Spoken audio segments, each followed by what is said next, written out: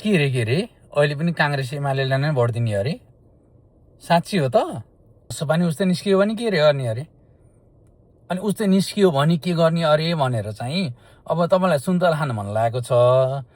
कागती रोपेर बसेर हुन्छ त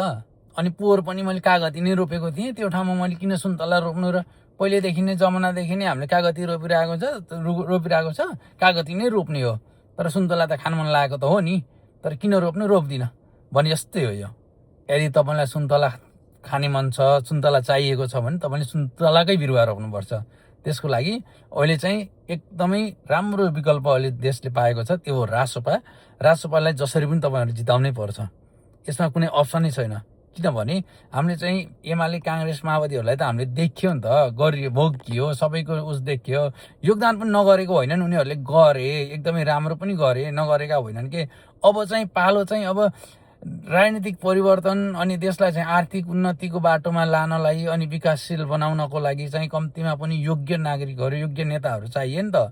त्यसमा चाहिँ उनीहरूको मोडालिटी कस्तो हुन्छ के हुन्छ भन्ने एटलिस्ट चाहिँ कस्तो विकसित देशहरू कसरी चलिरहेको छन् भन्ने कुराहरू अलिअलि नलेज भएको मान्छेहरू भयो भने पो हाम्रो देशलाई पनि परिवर्तन गर्नलाई उनीहरूले मद्दत गर्छन् होइन भने त त्यही हो सबै इमोसनमा बग्ने अनि फेरि हामीले पहिलेदेखि नै भोट दिएको मान्छेलाई नजिताएर अरू कसलाई जिताउने र भनेर चाहिँ त्यो किसिमले हामीले चाहिँ निर्णय गऱ्यौँ भने चाहिँ अनि पछि पनि फेरि हुने भनेको त्यही हो सधैँभरि एमाले काङ्ग्रेस माओवादी भन्यो अब माओवादी त छैन क्या अझै त्यही पनि अब नाममा आउँछ कहिलेकाहीँ नेताहरू त उही पुरानै हुन् तर पनि अहिलेको नयाँ विकल्प भनेको राजसपा बाहेक अरूले चाहिँ यो देशलाई चाहिँ राम्रो दिशामा हाँक्न सक्छन् जस्तो मलाई लाग्दैन त्यसैले चाहिँ ढुक्क भएर राजसपालाई भोट हाल्नुहोस् प्लिज राजसपा नै किन चाहियो त नि अरू सानोतिना उसहरूले पनि जित्छन् माटोले पनि जित्छ माटो पनि राम्रो छ उता चिम पनि राम्रो छ भन्नु होला तर एक दुईवटा राम्रो भएर चाहिँ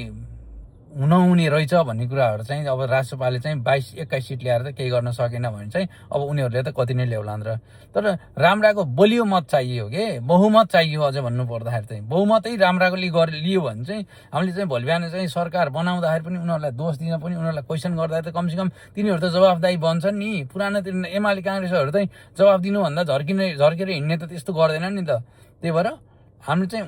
उनीहरूबाट काम हामीले विरोध गरेर भए पनि उनीहरूलाई काम गराउन बाध्य बनाउन सक्छौँ किनकि उनीहरूले सुन्छन् के त्यही भएर अहिले चाहिँ जसरी हुन्छ तपाईँहरूले चाहिँ आनाकानी नगरिकन आफ्नो परिवारलाई पनि भन्नुहोस् बुवा आमालाई भन्नुहोस् तपाईँहरूले यो भिडियो हेर्दै हुनुहुन्छ भने सेयर गर्नु होला प्लिज जसरी हुन्छ अहिले चाहिँ राजसपालाई चाहिँ भोट दिनै पर्छ यहाँ कुनै विकल्पै छैन राजसपाको त्यही भएर चाहिँ अहिले देश परिवर्तन गर्नु छ भने हामीले चाहिँ राजसपालाई जसरी पनि जिताउनु पर्छ है साथी हो ल धेरै धेरै धन्यवाद